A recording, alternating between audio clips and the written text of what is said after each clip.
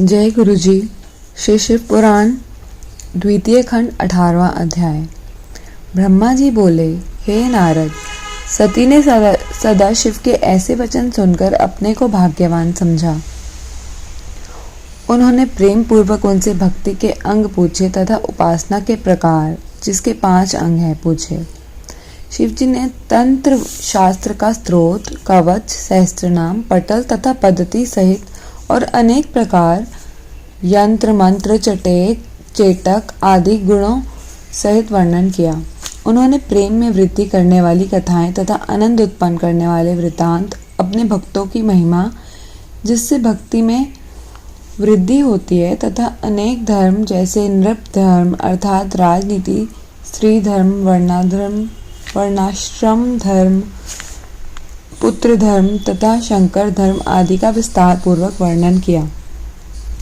सामुद्रिक शास्त्र तथा ज्योतिष आदि शास्त्र भी सती को बताए। इसी प्रकार शिव तथा सती कैलाश में निवास करते रहे और बहुत वर्षों तक विहार करते रहे। इसके पश्चात सती ने अपने पिता के यज्ञ में शिव का अपमान देख क्रोध से शरीर को प्राण रहित कर दिया। वही सती फिर हिमाचल के घर उत्पन्न होकर शिवजी की सेवा में पहुंची।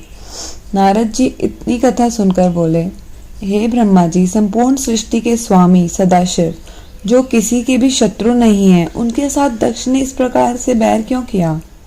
उनकी बुद्धि क्यों और कैसे भ्रष्ट हो गई? शिवजी ने अपनी शक्ति को किस प्रकार त्यागा और सती ने शिवजी का क्या अपराध किया था जो उन्हें अपना शरीर त्यागने को विवश होना पड़ा? सती का अनादर किस प्रकार हुआ तथा जिन लोगों ने उनका अनादर किया था उन्हें सती ने भस्म क्यों नहीं कर दिया? वह स्वयं क्यों अपने देह छोड़ बैठी? आदिशक्ति होते हुए भी वह इस प्रकार क्यों अंतर्धान हुई? यह चरित्र मेरे हृदय में संदेह बढ़ा रहा है। सबसे बड़ा आश्चर्य तो ये है कि सती दक्ष प्रजापति की को अत्यंत प्रिय थी, फिर दक्ष ने उनके प्रति अप्रिय व्यवहार क्यों कैसे किया? नारद की ये बात सुनकर पितामह ब्रह्मा जी ने कहा, हे पुत्र, ये सब उन्हीं शिवजी की महिमा है, इसमें और किसी को दोष कैसे दिया जाए? अतः अब हम तुम्हें वह वृतांत सुनाते हैं जिस प्रकार श्री शिवजी ने दक्ष प्रजापति की शुद्ध बुद्धि को भ्रष्ट करके उनसे वैर बढ़ाया था। हे नारद, एक बार दक्ष प्रजापति ने एक यज्ञ रचाया। उस उत्सव में भाग लेने के लिए सभी देवता तथा ऋषि मुनि आदि अपनी अपनी पत्नियों सहित दक्ष के घर पहुंचे। मैं भी अपने सेवकों सहित यज्ञशाला में गया। मुझे देखकर सभी सभासदों को अत्यंत प्रसन्नता हुई। कुछ देर बाद जब भगवान सदाशिव भी वहां पहुंचे तो हम सब उन्हें देखते ही उठकर खड़े हो गए तथा हाथ जोड़कर बहुत प्रकार से उनकी स्तुति करने लगे। चारों ओर जय शिव का नाद गूंज उठा। हमने प्रार्थना करते हुए कहा, हे प्रभु, आपने इस यज्ञशाला में उपस्थित होकर हम लोगों के ऊपर अत्यंत कृपा की है। हे नारद, हम लोगों द्वारा इस प्रकार की गई स्तुति को सुनकर शिवजी अत्यंत प्रसन्न हुए।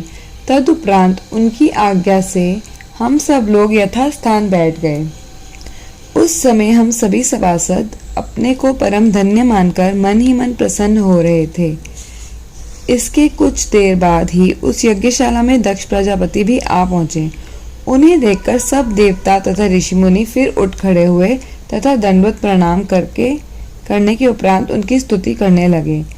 मैं, विष्णु जी तथा शिव जी अपने आसन पर ज्यों के त्यों बैठे रहे। यह देखकर दक्ष ने क्रोध भरी दृष्टि से देखते हुए मुझे प्रणाम किया, फिर अत्यंत अहंकार पूर्वक अपने आसन को ग्रहण किया। तदुपरांत जब दक्ष ने यह देखा कि उसके जमाता शिवजी ने उसे प्रणाम नहीं किया है, तब वह अत्यंत अहंकार में भरकर शिवजी के प्रति कटु शब्द कहने लगा। शिवजी की माया के वशीभूत होकर मृत्यु को प्राप्त होने वाला दक्ष शिवजी की निंदा करता हुआ समस्त सभासदों को संबोधित करते हुए इस प्रकार बोला, हे सभासदों, आप लोग मेरी बात को मन लगाकर सुने। इस सभा में उपस्थित बड़े बड़े देवताओं ने मुझे हाथ जोड़कर प्रणाम किया है, परंतु शिव ने जमाता होते हुए भी मुझे प्रणाम न करके अपनी मूर्खता का भारी परिचय दिया है। शिव जी का यह कार्य वेद के विरुद्ध है। ना तो इसके माता पिता का ही कुछ पता है, ना ही इसके कुलशील के संबंध में ही कोई कुछ जानता है। अतः बुद्धिमान का यह धर्म है कि वे मूर्ख को दंड अवश्य दें। यदि वे ऐसा न करें तो संसार में उद्दंडता बहुत बढ़ जाएगी। इसलिए मैं शिव को शाप देता हूँ और अपने ब्राह्मण वंश का तेज प्रकट करता हूँ। हे नारद, इतना कहकर दक्ष ने शिवजी को यह शाप दिया कि हे शिवजी, तुम मूर्खों के समान कर्म करने वाले हो, अतः तुम्हें आज से किसी भी यज्ञ में भाग नहीं मिलेगा। दक्ष के इस शाप को सुनकर शिवजी ने कोई उत्तर नहीं दिया। वे चुपचाप बैठे रहे, परंतु उस समय नंदी से नहीं रहा गया। अतः नंदीगण ने अत्यंत क्रुद्ध होकर दक्ष से कहा, हे दक्ष, तूने शिवजी को शाप देकर अपनी परम मूर्खता का प्रदर्शन किया है। क्या तू यह नहीं जानता कि शिवजी के द्वारा ही इस संपूर्ण सृष्टि का भरण पोषण होता है? फिर भी जो तू शिवजी को अशुभ कहता है, यह तेरी मूर्खता नहीं तो और क्या है? हे पापी, तूने ऐसे परम प्रधान पुरुष की निंदा की है, अतः मैं तुझे ये शाप देता हूँ कि तेरा ये शिव निंदक मुख न रहे और तेरा कोई भी मनोरथ पूर्ण न हो। हे नारद, नंदीगण के मुख से यह शाप सुनकर दक्ष प्रजापति ने अत्यंत भयभीत हो उन्हें भी यह शाप दिया। हे नंदी, तुमने मेरा अपमान किया है, अतः संसार में तुम दुखी रहोगे। तुम्हारा स्वरूप विचित्र होगा। वेद के विरुद्ध आचरण करने के कारण तुम्हारी बुद्धि नष्ट हो जाएगी और तुम बोझ ढोने के काम में आओगे। ये शाप देकर दक्ष प्रजापति ने भृगु आदि की ओर, जो शिवजी से द्वेष रखते थे, देखा। दक्ष के इस शाप को सुनकर वे सब बड़े प्रसन्न हुए। यह देखकर नंदी को फिर क्रोध आया। तब उसने अपनी अप्रमेय महिमा को दिखाते हुए जिन लोगों ने शिवजी की निंदा की थी उनकी ओर देखते हुए कहा, तुम सब लोग व्यर्थ ही ब्रह्मा के वंश में उत्पन्न हुए हो। तुम तत्व का ज्ञान नहीं रखते हो और काम, क्रोध, लोभ आदि के वशीभूत होकर शिवजी के विरुद्ध आचरण करते हो।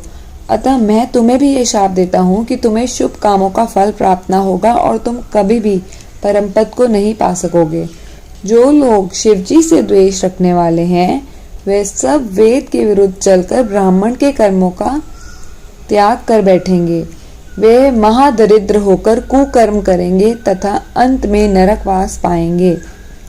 हे नारद, इस प्रकार नंदीगण ने जब ब्राह्मणों को भी शाप दिया, उस समय शिवजी ने हंसते हुए कहा, हे सभासदों, हम तुम्हें अब सच्चे ज्ञान का उपदेश करते हैं। उस ज्ञान को सुनकर कोई अप्रसन्न न हो। वेद को अक्षर तथा मंत्र कहा जाता है। उसमें भी सूक्त को अत्यंत आनंद देने वाला कहा गया है। इसलिए ज्ञानियों के मन में सूक्त में लगे रहते हैं